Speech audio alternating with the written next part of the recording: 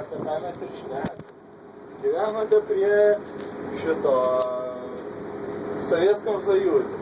Ir ten negalima buvo atidarinėti. Jiem negalima buvo, bet jeigu tu paprašysi žmogaus, jis padarys tai, kaip tu paprašėjai.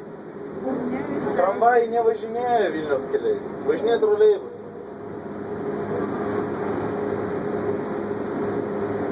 Aš gracha neturiu ką veikti, iki teismo padavinė troleibus, ale jis išleido mane ten, kur reikia mane.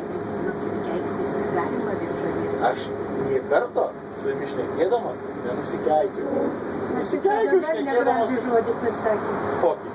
Va, tik ką dabar neseniai. Kokį? Nekartoju aš tokių žodžių. Blemba, ponė, blemba. Argi tai keiksmažodis? Argi. Jūs ne kartą vartojat nei vieną keiksmažodį savo gyvenime. Ne, tikrai ne. Tikrai taip. Galiu persižegnoti, tikrai ne. Aš tikiu, kad per gyvenimą Ir labai piktinosi tai žmonėms, kurie keikėsi. Aš labai atsiprašau.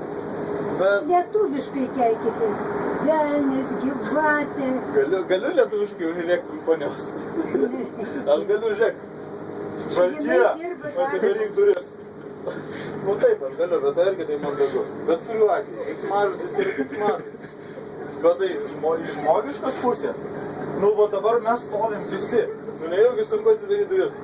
Tai čia pusė išeitų. Prašom. A jinai pusvalandį turėtų laukti atsistojus. Ne. Kiek jinai dabar pralaukė, visi išlipti, taip? Kas čia sėdėtų, o dabar atidarius duris?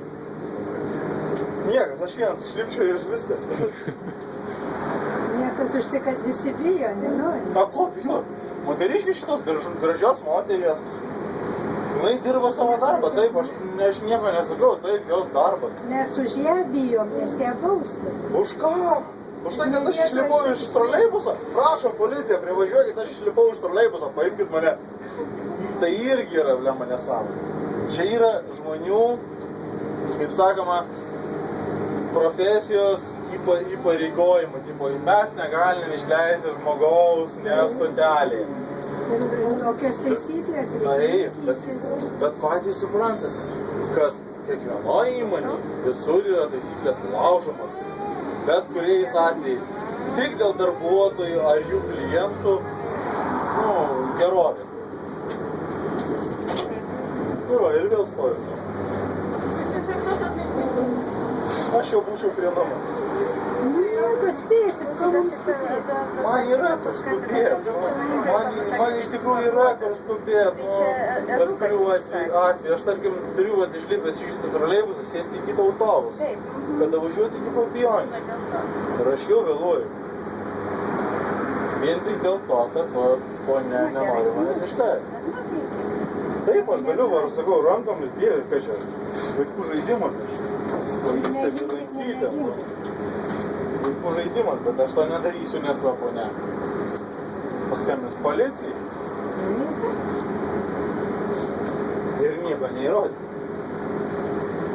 Yra kamerų čia. Policininkai va tave laukia.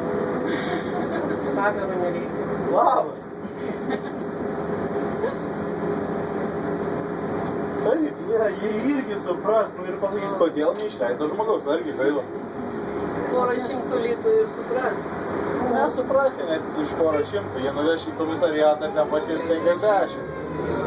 50 smulkus huliganizmas. Yra tokių balsų. Yra.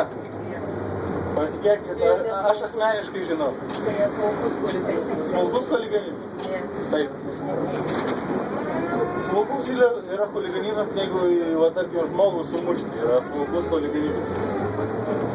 O transporto priemonės suniekinimas tai yra tas pats. Taip.